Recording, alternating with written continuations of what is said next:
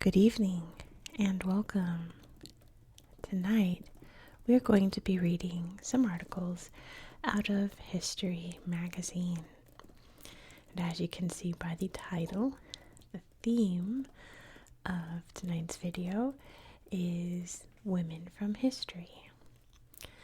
So we are going to be reading about Cleopatra. This article really is about Cleopatra and Mark Antony, but Cleopatra is the more interesting person. We're going to read about the amazing stories of women in the New World, the Conquistadoras.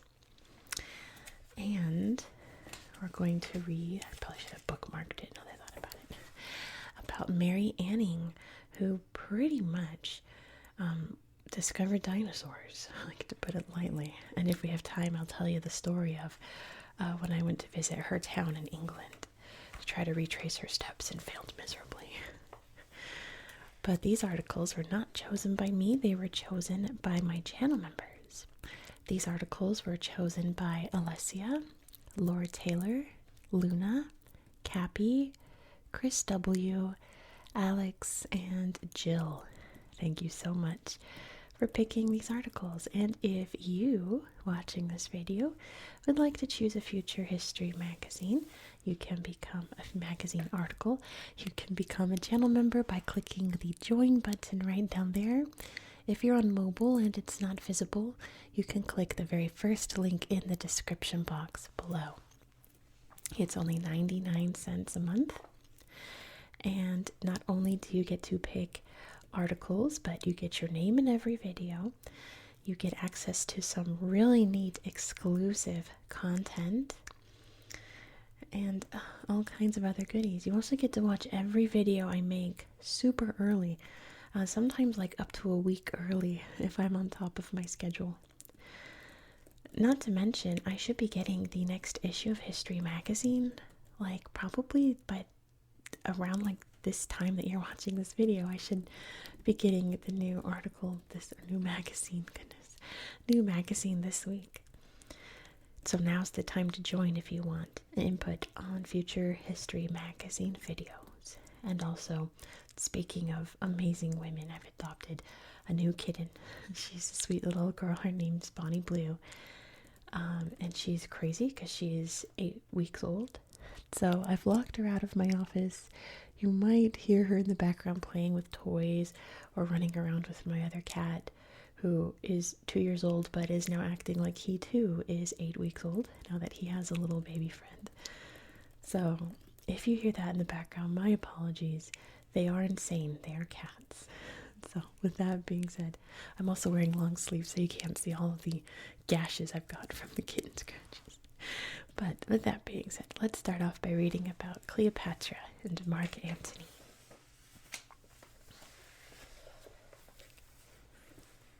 Here we go. Cleopatra and Mark Antony.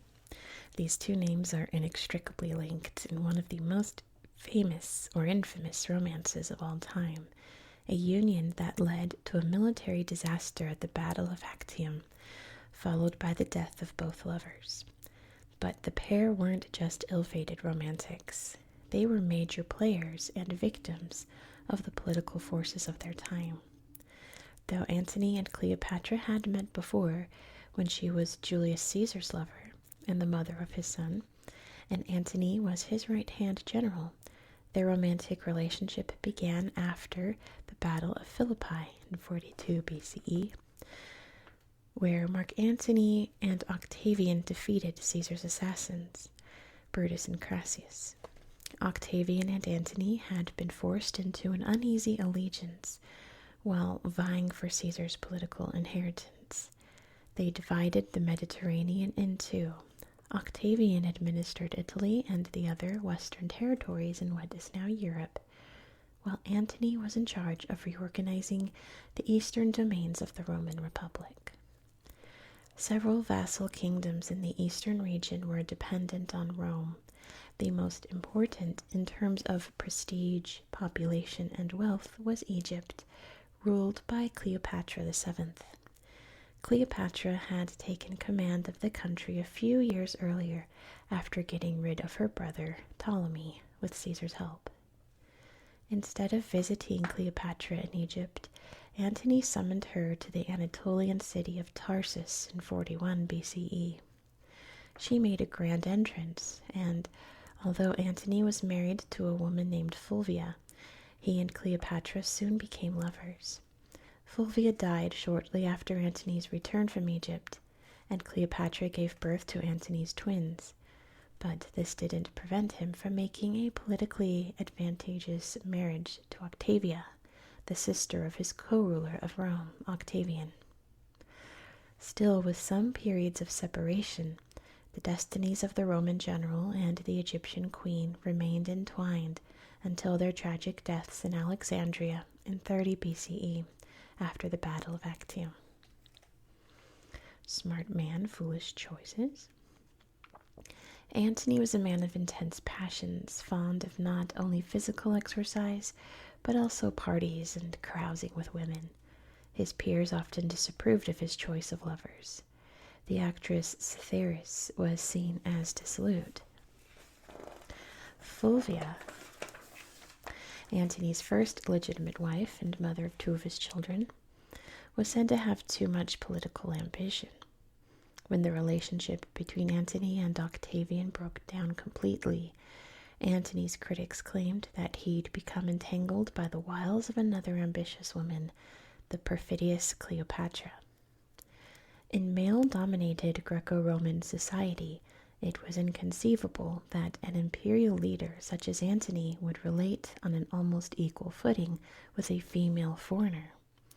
Critics argued that Cleopatra, an expert in botany and pharmacology, must have bewitched him. Plutarch wrote of Antony, "He was not master of his own faculties, but, as if he were under the influence of certain drugs or magic rites, was ever looking eagerly towards her, and thinking more of his speedy return than of conquering the enemy."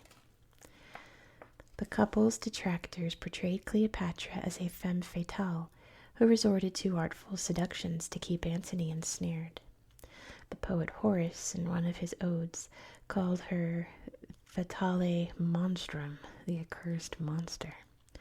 And Plutarch writes that when Cleopatra suspected Antony might return to Rome and his wife Octavia, she pretended to be passionately in love with Antony herself, and reduced her body by slender diet. She put on a look of rapture when Antony drew near, and one of faintness and melancholy when he went away. Politics and passion. In 36 BCE, Antony launched a military campaign against the Parthians, who controlled a huge empire in what is now Iran and Iraq. When the campaign failed, Antony's critics claimed this was because he had rushed the operations in order to be back with Cleopatra as quickly as possible. Cleopatra was also blamed for prompting Antony's shameful flight during the Battle of Actium, the culmination of a decade of rivalry between Antony and Octavian over who would rule the Roman Republic. He abandoned the bulk of his fleet, which was fighting against Octavian, and instead followed the Egyptian ships that carried the fleeing Cleopatra. No sooner did he see her ship sailing off, Plutarch writes, that he forgot everything else, betrayed, and ran away from those who were fighting and dying in his cause, got into a 5-oared galley, and hastened after the woman who had already ruined him and would make his ruin still more complete. Are the ancient authors justified in seeing Cleopatra as a manipulative enchantress who led Antony to abandon his Roman values and betray his countrymen in seeking to make Alexandria the new capital of the empire? Or were there rational motives behind Antony's decision to side with Cleopatra and her realm? There was certainly a strong bond between them. An extremely attractive, intelligent, and cultured woman, Cleopatra spoke several languages. When she began her relationship with Antony, she was 28 years old, and, according to Plutarch, at the very time when women have the most brilliant beauty and are at the acme of their intellectual power. Philostratus the Athenian wrote in the 230 CE of another philosopher named Philostratus the Egyptian, who had studied with Cleopatra and as a result adopted the panegyrical and highly colored type of eloquence, which came of associating with a woman who regarded even the love of letters as a sensuous pleasure. Cleopatra was branded as promiscuous by her adversaries, but Caesar and Antony were her only lovers recorded by history. Julius Caesar was a man of refined tastes and literary interests, while Antony had a more impulsive character. Cleopatra observed in the jests of Antony much of the soldier and the common man, wrote Plutarch, and adopted this manner also towards him without restraint now and boldly. The queen is said to have played dice with her lover and hunted at his side. A strategic alliance. As rulers and individuals, Antony and Cleopatra had a lot in common, but the Roman triumvir also had political and military reasons for allying himself with the Egyptian queen. They were both statesmen accustomed to the cutthroat nature of politics and prepared to act behind the other's back if this was in their own best interest. Some sources say Cleopatra and Antony were married in an Egyptian ceremony in Antioch in 37 BCE, although their union was not recognized as legal in Rome, where he was still married to Octavia. As Cleopatra's consort, Antony secured his dominion over Egypt, a land of great natural resources that loomed large in the Roman imagination. Thanks to the annual Nile River floods that irrigated its lands, Egypt produced a surplus of wheat, which was crucial for Rome as it struggled to feed an ever-growing population. Sharing the wealth. Having influence in Egypt was also useful in terms of trade. Egypt was the main gateway to trading routes across the Indian Ocean. The volume of goods passing through Egypt was already increasing in Antony's time and would become even more important in the decades that followed. A few years after Octavian defeated Cleopatra and Mark Antony at Actium and annexed Egypt, more than 120 ships were working the routes linking Egypt with the Indian Ocean. The Greek philosopher Strabo refers to merchants who, at the time he was writing, sail from Egypt by the Nile and the Arabian Gulf to India. From there they brought back spices, incense, fine silks, and precious stones to fulfill the demands of wealthy Romans. Had Antony triumphed at Actium, controlling this trade route would have made him immensely rich. Egypt also provided an element of stability in the east, a base from which Antony could act to maintain control over the entire eastern Mediterranean. Despite the prowess of Rome's armies, Egypt's contribution in terms of military backup should not be underestimated. When Antony launched what turned out to be a disastrous campaign against the Parthian Empire in 36 BCE, Cleopatra contributed to it with supplies, military equipment, and money. Struggling against Octavian. Antony was criticized in Rome for making territorial concessions to Cleopatra, giving her land in an act that his enemies interpreted as a betrayal. In fact, he shrewdly gifted her Cilicia Trachea, the western part of an Anatolian province, along with some areas of Phoenicia and the island of Cyprus, all territories renowned for their timber production, which was crucial for building warships with which Antony planned to consolidate his power in the eastern Mediterranean. In return, Antony expected Cleopatra to administer these territories efficiently and use their resources to support him in the military confrontation against Octavian, which everyone knew was coming. In 32 BCE, Octavian launched a series of political attacks to turn public opinion against Antony, who had by now divorced Octavia. By late 32 BCE, over 200 Roman senators decamped from Rome to Antony's headquarters in Alexandria. Octavian declared war, not technically against Antony, whom he feared Romans would not betray, but against Cleopatra, whose role as a foreign temptress would damage Antony's cause. When it came time to fight Octavian, Cleopatra's involvement was crucial. The Egyptian fleet, which she commanded in person, consisted of 200 ships. She also contributed food, supplies, and 20,000 talents from the royal treasury. None of that helped the pair at Actium, and when Octavian followed them to Alexandria, Antony used his sword to take his own life. Cleopatra killed herself soon after, according to legend, by allowing herself to be bitten by a poisonous snake. Venomous snake. Oh well. Though it ended in death, Antony's relationship with Cleopatra was more than an erotic obsession gone wrong. There were political and military calculations behind it. The defeat by Octavian led to the pair being immortalized as tragic, compelling figures. But had they triumphed, their supporters would have written the history books, very likely telling a different story about one of the world's most notorious couples. Right, let's look at the pictures here. This is about kind of the mythology behind Egypt at this time, so we'll skip that. Let's see a depiction of Actium here. This is in Cordoba, Spain, it says. It's really beautifully done. Cleopatra's Gate in Tarsus, where she would have entered to meet Antony.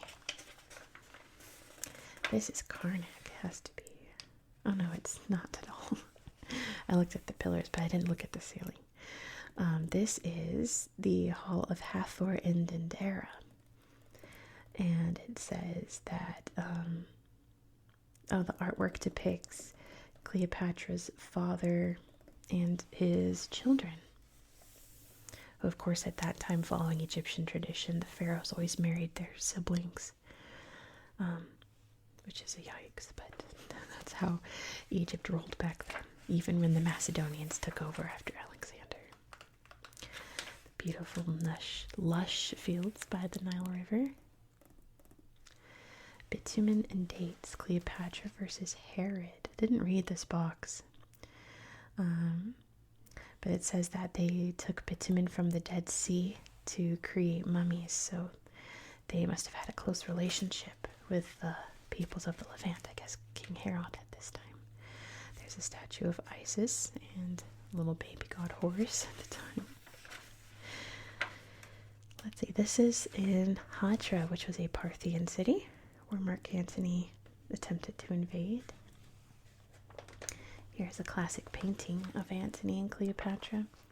This is probably how she looked, to be honest. She was Greek, she was Macedonian, so she probably had fair skin and blonde hair.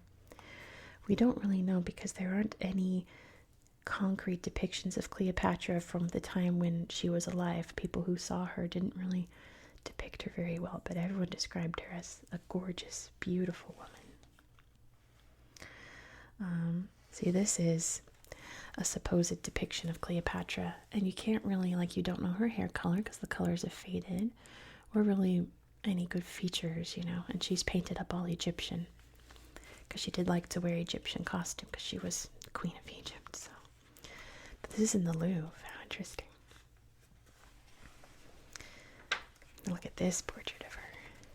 Goodness. This is by John William Waterhouse, and she looks very determined here, doesn't she? She looks like a boss babe. Let's see, we have a mosaic here depicting a ship on the Nile. That's in the Archaeological Museum of Palestrina, Italy. There's a little cameo of Octavia, Antony's wife that he divorced for Cleopatra. Little coin that shows, it says Egypt captured with a little crocodile on it to commemorate Octavian's victory. This is on the Isle of Philae, which was one of Cleopatra's little sanctuaries that she liked to hang out in. There's Mark Antony himself. This is at the Chiaramonti Museum at the Vatican. And then a great painting here of Cleopatra lounging in her luxurious barge here on the Nile. Musician playing for her. And looks like Antony's like, whoa, she's great. But yeah, what a queen, right? But we're going to move on to some more modest women next, talking about the Conquistadoras, the various different women who lived, or kind of really had no choice to live in the New World. I'm going to put Mary Anning behind it so I don't lose that article. I'll read that next. I'm trying to go in chronological order. So lots of different women in here with really interesting stories, and I haven't heard of like 90% of them, so I hope you enjoy it. Spanish women played a critical yet lesser known role in the colonization of the Americas by mastering their ability to assert power in the New World. It all began with Queen Isabella I of Castile, the first Queen of Spain, who financed Christopher Columbus's expedition in 1492 that ultimately led to the discovery of the Americas. A stream of Spanish women, eventually numbering in the thousands, left their homes in Europe and embarked on transatlantic voyages to the New World. These women experienced hardships at sea and perils on arrival, just like their male counterparts, and yet their names were often overlooked by royal officials and chroniclers. They joined with male expeditionaries in clearing jungles, crossing mountain ranges and deserts, and navigating mighty rivers. Women helped build cities, engaged in political affairs, and founded hospitals and schools.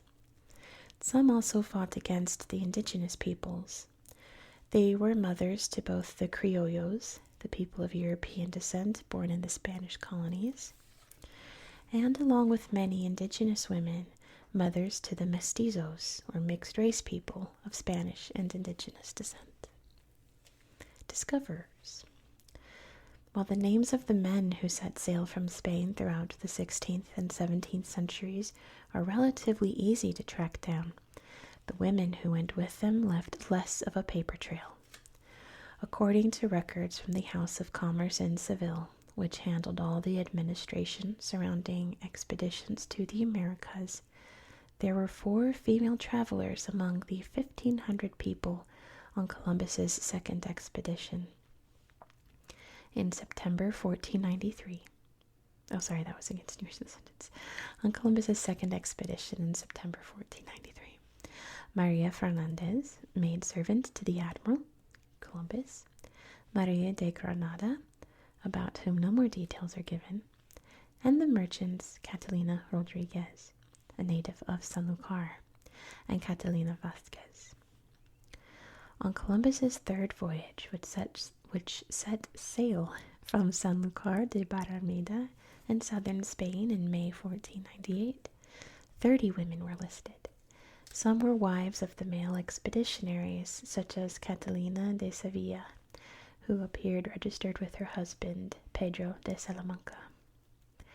But the officials at the House of Commerce also granted boarding permits to atypical characters, such as a prostitute, Gracia de Segovia, and 2 Romani travelers, Catalina and Maria of Egypt. Probably not from Egypt, it's probably a stereotype, but we don't know. It is surprising that Romani women were among the first from Spain to the Americas, given that Romanis were persecuted in 16th century Spain. Catalina and Maria were convicted criminals. In exchange for commuted sentences, they signed up to be laundresses on board and to complete 10 years of unpaid service in the Americas. This was an exception to Spanish regulations, since the Crown had a special interest in the newly discovered territories being populated by good people.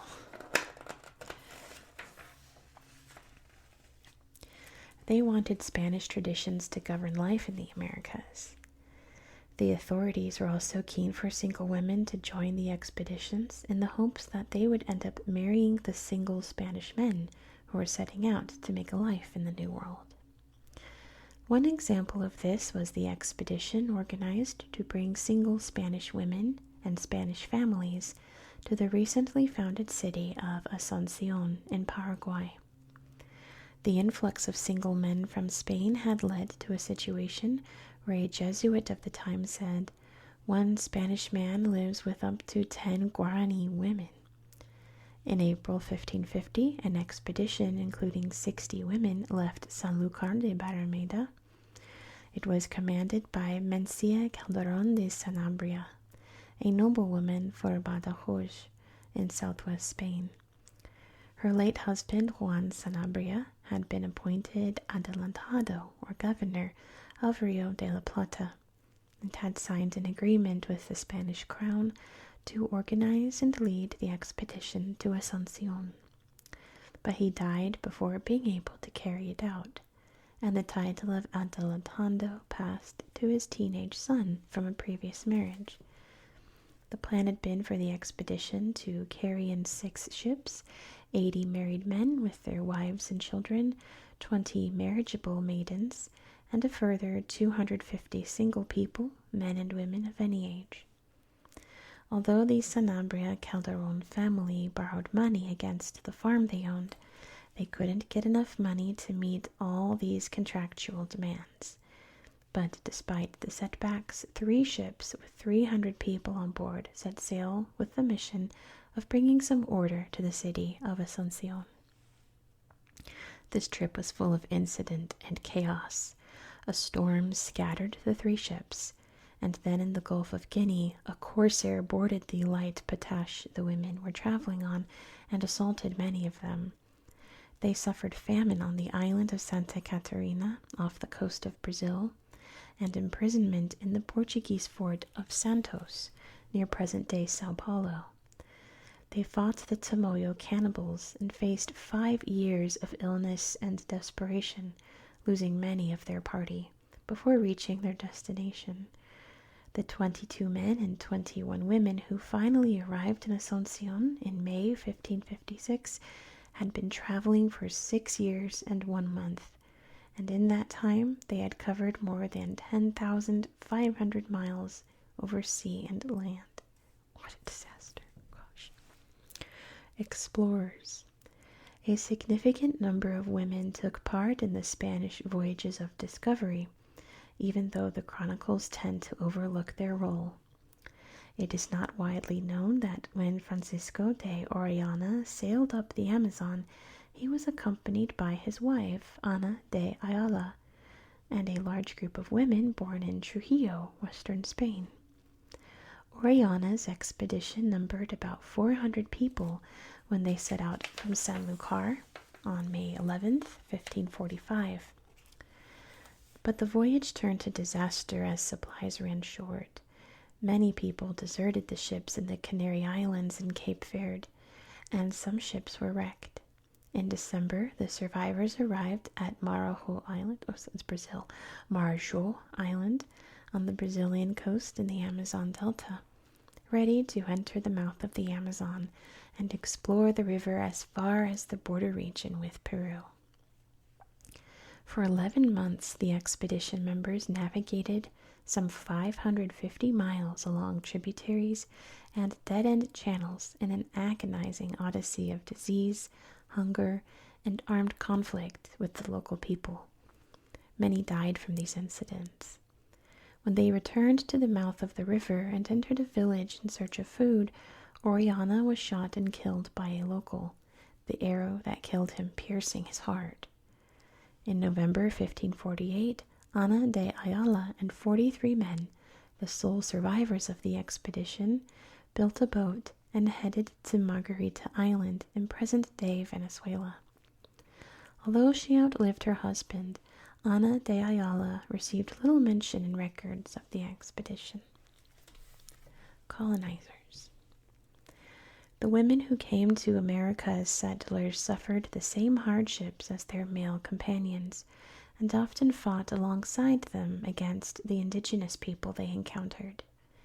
In 1536, an expedition under the command of Pedro de Mendoza arrived at the Rio de la Plata estuary on the southeast coast of South America and established the fort of Espiritu Santo. This nucleus would develop into the city of Buenos Aires. Some of those on Mendoza's expedition were traveling as family units, but there were also widows and single women cohabiting with male expeditionaries. Maria Davila, companion to Mendoza, was one of these, as was Elvira Pineda, loving servant to Captain Osorio. Other women, such as Isabel de Guevara, stood out for their courage and forbearance when some 23,000 Quirandi people besieged the fort of Espiritu Santo and the port of Buenos Aires in June 1536. Many of those under siege died of dysentery and lack of food and drinking water. In the middle of the southern hemisphere winter, as the situation became desperate, the Spaniards began to eat their horses. When there was not a rat, snake, or blade of grass left to eat, they gnawed on leather belts and shoes. Franciscan poet Luis de Miranda writes in graphic detail about the horrors of the famine in his elegiac poem about the founding of Buenos Aires. The dung and feces that which some could not digest, many others had people did eat, and they also ate human flesh, the very offal of a brother. Some survivors were finally able to flee the siege by ship and make their way upriver. With many of the men sick or injured, the women joined in steering the ship and fighting off attacks from local people. They chose a place to settle and there founded the city of Nuestra Señora Santa Maria de la Asunción, now known simply as Asunción, which became the capital of Paraguay. This is how Isabel de Guevara describes the early days in Asunción in a letter she sent from the city to Princess Governor Juana of Austria in 1556, 20 years later. The women had to work making clearings with their own hands, scratching and scraping and sewing and collecting the supplies without help from anyone. She goes on to complain that she had not received from the governor of Asunción the parcels she considered her due as one of the first Spanish women to arrive at the Rio de la Plata. War was part of life for the Spanish men and women who sought to colonize the New World. Some women took up arms, like Maria de Estrada during the conquest of Mexico. Together with Hernan Cortés and Pedro de Alvarado, she entered Tenochtitlan in 1519. After the Battle of Otumba, the Franciscan chronicler Fray Juan de Torquemada wrote that Estrada, armed with sword and shield, did marvelous deeds and went against the enemy with such courage and spirit as if she were one of the bravest men in the world. She then played a role in provisioning of the Spanish army before the final attack on the capital of the Mexica Empire. Warriors. In 1541, the Mixton War broke out in the kingdom of Nueva Galicia in western Mexico. When the local Chichimec people besieged the capital city of Guadalajara, one of its inhabitants, Beatriz Hernandez, acted with determination. As chronicled by the Jesuit historian Mariano Cuevas, she addressed all the terrified women who were crying in the church, saying, "Now is not the time for fainting," before taking them to the safe house and locking them in. Hernandez then put on light body armor and took up a short lance. Throughout the battle, she protected the entrance to the building and the women and children sheltering inside. The founding character of Guadalajara contains the names of the 63 colonizers who survived the battle against the Chichimec. Among them is Beatriz Hernandez. Another brave woman, Doña Mencia de los Nidos, stood firm in the defense of the city of Concepcion in southern Chile. And when, in 1554, Governor Francisco de Villagra ordered the evacuation of the main square because of the threat of the Araucanians, she refused to withdraw. Soldier and poet Alonso de Ercilla recalls what happened in La Araucana. She heard a great uproar and was galvanized. Grabbing a sword and a shield, she went after her neighbors as best she could. "Come back. I offer myself here, to be the first to throw myself in the enemy irons." Despite their courage, the surviving Spaniards had to take refuge in Santiago de Chile.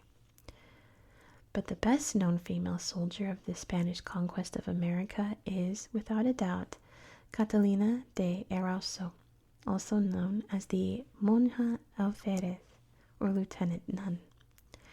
As a teenager, they escaped from a convent in San Sebastian, passed themselves off as a boy, and served as a page for various illustrious figures.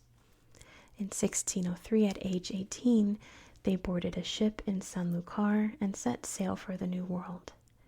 Once in Lima, they changed her name to Alonso Diaz. In 1606, they enlisted to fight the Araucanians, today's Mapuche, who were closing in on the city of Concepcion and the Valdivia fort in Chile. In one of the many battles during the war, the Araucanians killed the captain and lieutenant of Erauso's company. Erauso and 2 soldiers jumped onto their horses and chased the group of indigenous people who had seized the Spanish flag. With their 2 companions injured, Erauso continued the pursuit. They write in their autobiography, "I, with a bad blow to the leg, killed the chieftain who was carrying the flag and took it from him, and I pressed on with my horse, running over, killing and wounding countless, but badly wounded and run through with 3 arrows and a spear in the left shoulder, I fell from my horse." They stayed in that place with some companions for 9 months, after which they finally returned to the Spanish camp with the flag. It was then that Erauso obtained the rank of 2nd lieutenant. They weren't granted the highest rank because they had the chieftain hanged instead of handing him over for questioning, as the governor had ordered. In their autobiography, Erauso tells how sometime later, after a brawl, they ended up recounting their life story to the bishop of Guamanga near Cusco. "The truth is this," they say. "Having left the convent and changed their appearance to that of a man, I embarked, contributed, brought stuff, killed, wounded, harassed, ran around, until coming to stop in the present at your most illustrious feet." After 2.5 years in a convent in Lima with the purpose of purging their crimes, the authorities allowed Erauso to return to Spain, since they clearly lacked interest in the religious life. Dressed as a man, they arrived in Cadiz in November 1st, 1624, and was welcomed by cheering crowds. The king allowed Erauso to use the name Antonio instead of Catalina, and provided an encomienda, or parcel of land manned by local laborers who were not enslaved but often worked under abusive conditions, in Veracruz, Mexico. Antonio de Erauso died at the age of 65 in Cuitlacha, near the encomienda. The power of command was not forbidden to the Spanish women who arrived in America. In the absence of their husbands, or after their husbands' deaths, many women succeeded their spouses in certain positions. Such was the case of Isabel Barreto, known as the Adelantada, or female governor of the South Seas. Governors. We're going to read about her in this box up here, I think, a bit more. Oh no, we read about her here. Governors. With her dowry, she amounted to 40,000 ducats, Barreto helped her husband, the captain and governor, Alvaro de Mendaña, fund and charter 4 ships, which left Piura, Peru, in June 1595. The expedition, made up of 280 men and 98 women and children, set sail for the Solomon Islands in the middle of the South Pacific. During the expedition, Mendaña became seriously ill. According to the chronicle of ship pilot Fernandez de Quiros, Mendaña, in his will, named Barreto his universal heir, governor of the discovered lands and those yet to be discovered. When Mendaña died, Barreto took on leadership of the expedition, ordering that they explore the nearby archipelagos in search of gold and pearls. The 4 ships sailed for several months until they reached the Philippines, where Barreto was received as the Queen Sheba of the Solomon Islands. Get it? Sheba and Solomon. Barreto settled in the Philippines, marrying the nephew of the governor of Manila. In August 1597, the couple left for Acapulco. After a short stay in Mexico, they settled in Castro Virreyna, Peru, where Barreto died in September 1612. Professional women. The legislation that regulated the emigration of Spanish women was strict, aimed at protecting their reputation and safeguarding family unity. Permission to travel was not usually granted to single women unless they embarked as servants or were going to meet with family. But immigration to the New World was a different matter, as it was generally thought that having more Spanish women would have a positive impact on the new colonies and increase the population. Whether rich or poor, from the nobility or from peasant stock, the Spanish women who traveled to America tended to enjoy more autonomy and freedom than the women who stayed in Europe. Many carved out professional lives as businesswomen, nurses, midwives, teachers, and writers. Some took on traditionally male roles as expedition captains, soldiers, colonial commissioners, governors, and even viceroys, thus shaping their own fortunes and the New World. Neat, right? I promise you learned something in that. So the little boxes around here are other stories of other women, so I want to read some of those. And this first one is the first criollas of Spanish America. We're going to read about Sor Juana Inés de la Cruz right here in this beautiful portrait. It says, recognized today as the greatest Spanish American writer of the 17th century, Sor Juana Inés de la Cruz was called Juana de Azuaje y Ramírez de Santillana before she became a nun. Her family origins illustrate the population movement between Spain and the Americas. Her maternal grandparents, Pedro Ramirez de Santillana and Beatriz Vendome, came from Sanlúcar de Barrameda in southern Spain. They had 11 children, including Isabel Ramirez de Santillana, Sor Juana's mother.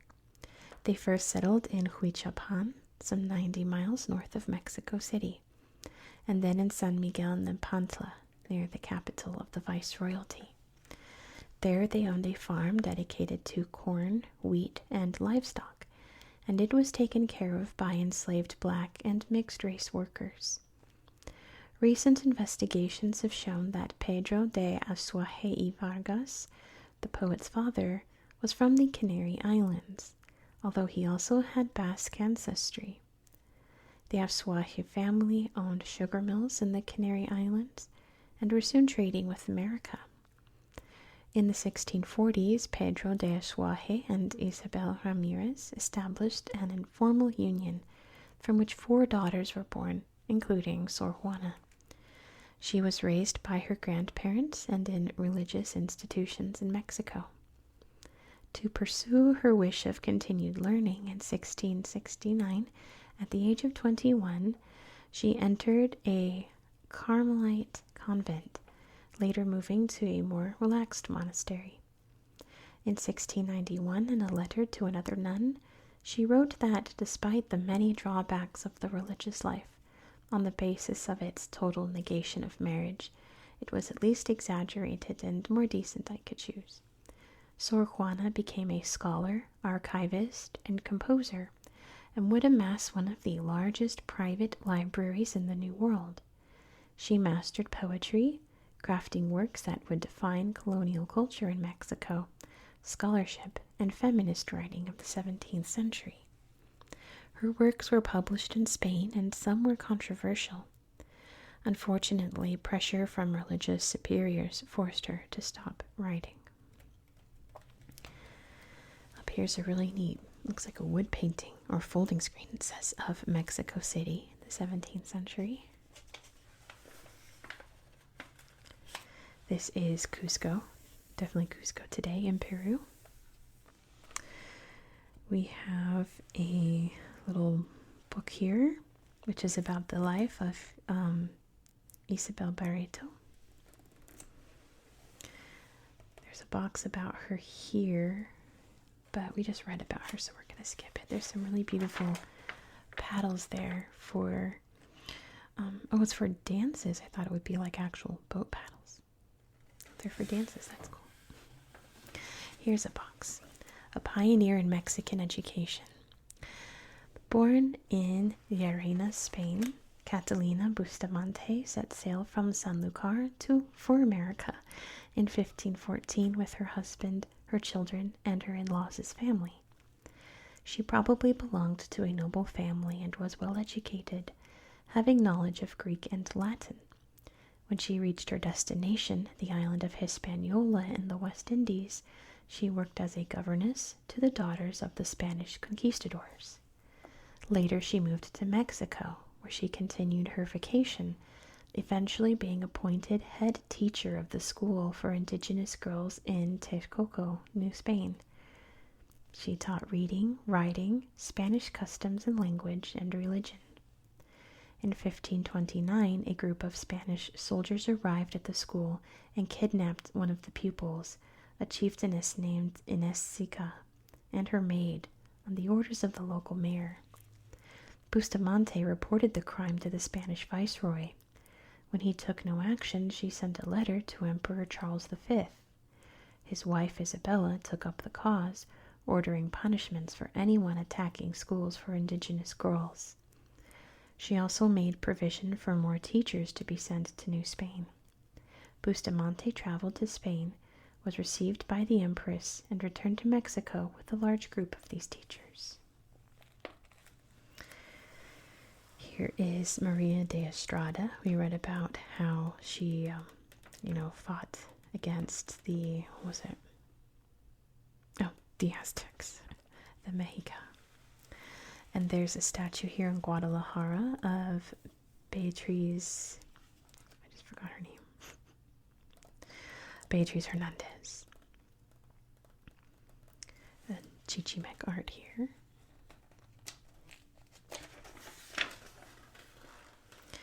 This is the cathedral in Asuncion. And a depiction here of the siege of Buenos Aires. You can see the town being besieged by all of the indigenous people here. This is an interesting story. The Grenadian Puma Whisperer. During the siege of Buenos Aires fort by the Carandi people in 1536, a woman from Granada, Spain, Catalina Vadillo, nicknamed La Maldonada, fled to avoid famine and her crazed compatriots. According to one story with more than a touch of legend to it, La Maldonada lived in a cave for 3 months with a female puma that she helped give birth to her young. One morning, when La Maldonada was bathing in the river near the cave, she was abducted by some Carandi people who took her to their village, and one of them took her for a wife. A year later, some Spanish soldiers saw her in the village and took her back to the fort. They decided to punish her for having escaped, tying her to a tree so that the wild beasts would eat her. Chronicler Ruy Diaz de Guzman, in his work, commonly known as La Argentina, explains that the puma came to her aid and for 3 days and 3 nights defended the woman from other predators. On the 4th day, the soldiers went to the place expecting to find La Maldonada's remains, but they found her alive and the puma and her 2 cubs dozing at her feet. La Maldonada returned to the fort as a hero. How much do you think is true of that story? It's pretty remarkable. It's over here a depiction of a criolla, which is a woman born with Spanish parents but not born in Spain, born in the Americas. A little map down here of the Brazilian coast. And here's the Amazon. See that person there on this long boat? So reflective. Let's see, do I want to read this one? No, it's just kind of about women's roles, not a specific woman. This is a depiction of the allegory of America, it says. Kind of a symbol of, let's go fight and conquer and colonize, pretty much. This is Seville, Spain, in the 16th century, or Seville as we say in English. And here is Queen Isabella of Castile. And this great portrait here of Catalina de Erauso. Dressed very masculine, of course, against this neat map of the world back here. So, on to the last story, somewhat a bit more modern, about Mary Anning, the lady who built dinosaurs. Set that over there carefully. Okay. Mary Anning. When Scottish geologist Roderick Murchison arrived in Lyme Regis, England in September 1825, he knew exactly where to go on his hunt for important fossils. As he walked down a beach in the wake of drenching rain, he found who he was looking for, 26-year-old Mary Anning. I soon discovered her with her dog, hammer, and basket, he later wrote. Her genius in grouping the dislocated bones of any one of the dinosaurs is astonishing, Murchison observed. He had just met one of the most important figures in early geology and paleontology, a woman whose class and gender made her a most unlikely fossil expert. On the coast. Born in 1799 to a cabinet maker and his wife, Anning was one of 10 children in a working-class family. At the time, Lyme Regis was a celebrated resort town, and locals like the Annings mined their home's natural resources to supplement their income. From a young age, Anning accompanied her father and brother as they combed Lyme Regis's fossil-filled beaches in search of curiosities to sell to well-off tourists. Lyme Regis's coast was once at the bottom of a vast tropical sea. During the Jurassic period, between about 199.6 and 145.5 million years ago, now extinct creatures swam in the waters near Lyme Regis, and when they died, their carcasses got stuck in the ooze at the bottom of the sea. As geologic events took their course, the region developed large clay and shale cliffs that eventually began eroding, exposing fossils that Anning quickly learned how to identify, clean, and sell. At the time, paleontology and geology were still emerging sciences dominated by leisured upper-class men. During Anning's lifetime, these scientists began to realize that some of the fossils represented extinct animals. Early discoveries. Before she was a teenager, Anning had already discovered an intact ichthyosaur skeleton. The head was found by her brother Joseph. Initially thought to be a crocodile, the specimen gained international acclaim after William Bullock, a collector and museum owner, displayed it to patrons. The artifact eventually ended up in the British Museum, and collectors spread the word about Anning's knack for unearthing incredible finds. Anning was an astute fossil hunter, says Paul Davis, geology curator of the Lyme Regis Museum. What set Mary apart was her appreciation for the bigger picture.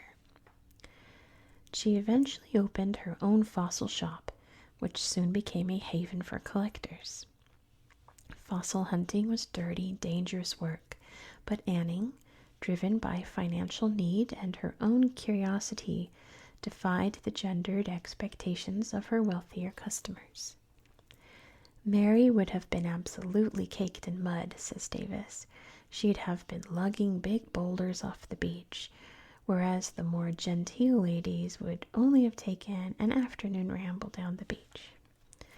Once Anning dug out fossils, she'd take them back to her shop, where she would spend hundreds of hours preparing them for display and sale.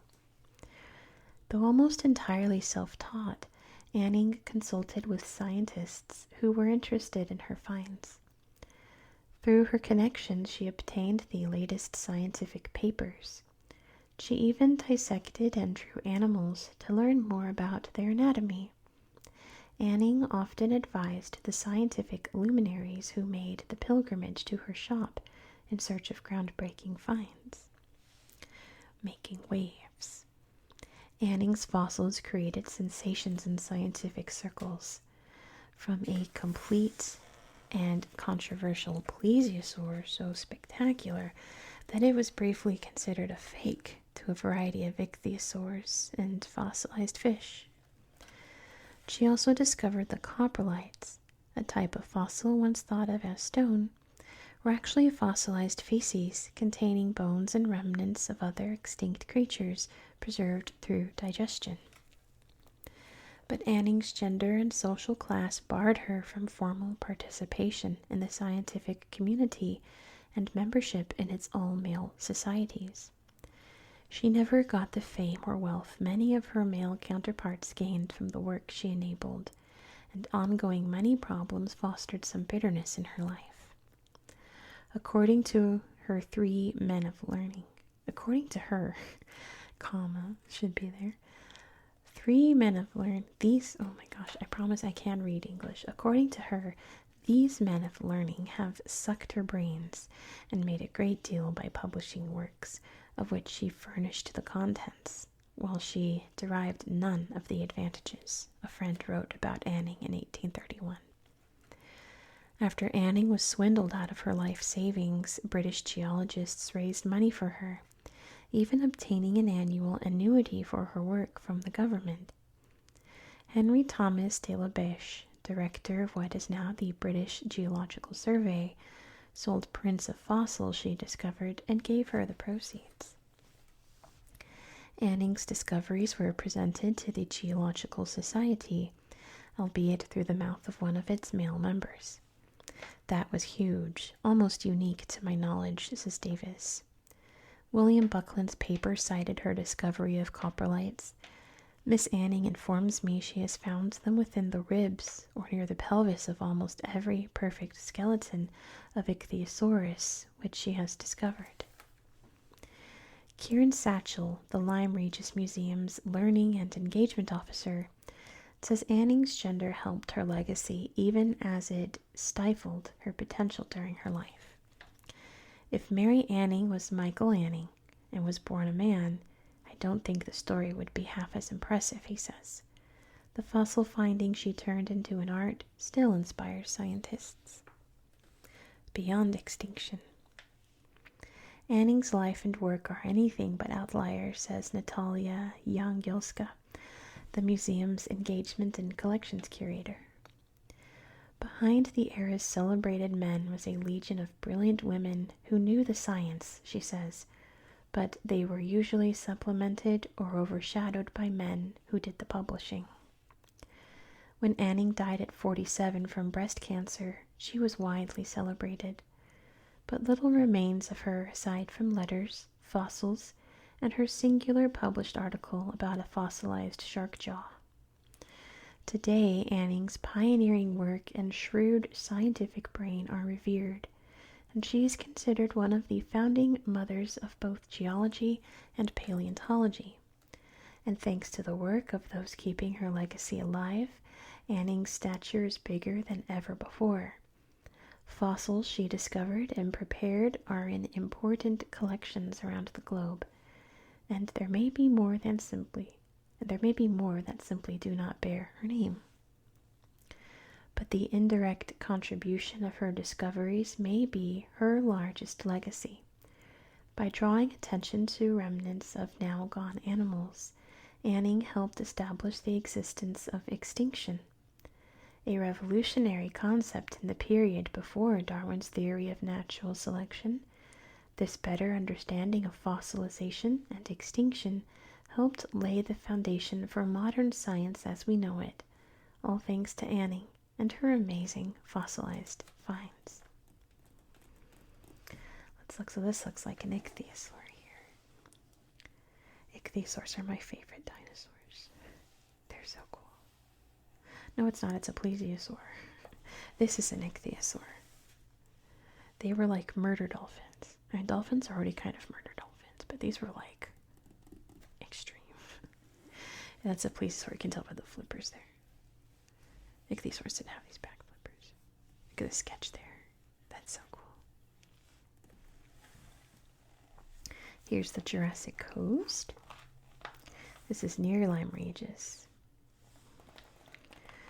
There's a statue here of her and her little dog and her bag and hammer going to the beach. Here's a painting of her ready to go find some fossils. This is an ammonite found on the beach at Lyme Regis. So yeah, I've been to Lyme Regis. I found out we were going there. I got all hyped and thought, what if I go to the beach and what if I find something? So Lyme Regis was kind of like on this hill and it like goes down to the beach.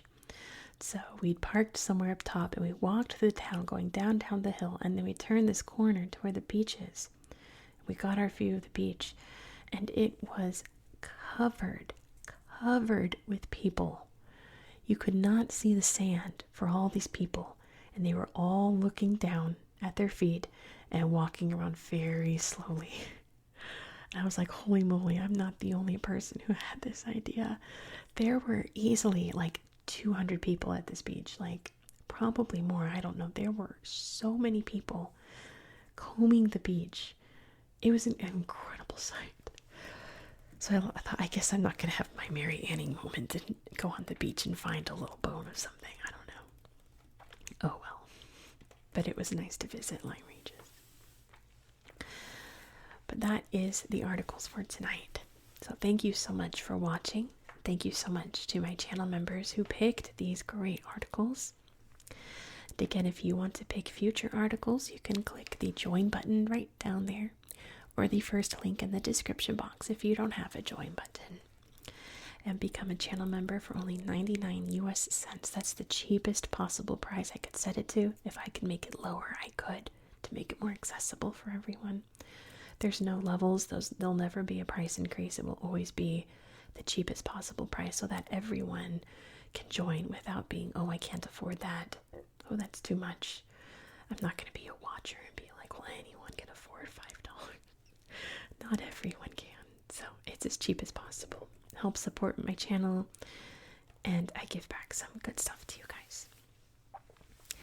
I hope that you found this video relaxing and educational, and I hope that you have a good